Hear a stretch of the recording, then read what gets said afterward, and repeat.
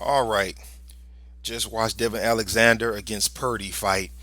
Devon Alexander, I don't know what got into that guy tonight, but he put on, I thought, a pretty entertaining fight tonight. A fight that I thought he would win, a fight that I thought he would win by knockout.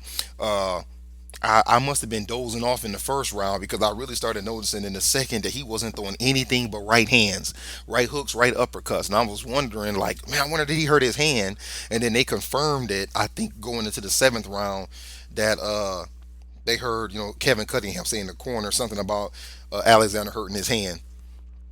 So it made sense. But even with that said, I mean, have you ever seen Devin Alexander so busy? He threw 625 punches through 7 rounds, and most of those punches, and by most I mean like 80% of those punches, were right hands.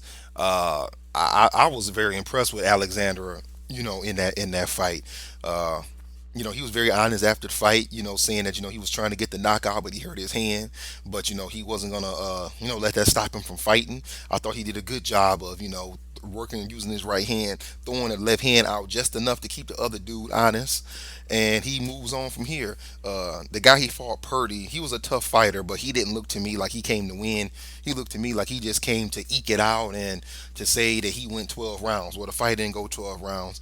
I think it was wise of his corner to stop the fight because he was just eating those right hands. He wasn't getting out of the way of them or anything.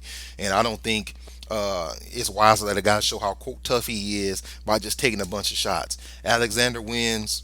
And he goes on. I don't know if it's was up with his hand, if it's broke, if it's just bruised or whatever. But he goes on to another fight. Maybe he gets Mayweather. For Alexander does. Maybe he gets the winner of Malinaji Broner, preferably if it's Malinaji.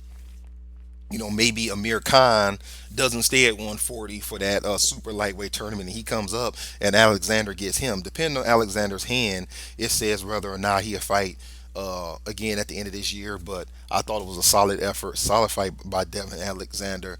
A lot of action, at least on his part. That's all I got on that fight. Thanks for listening. Catch you next time.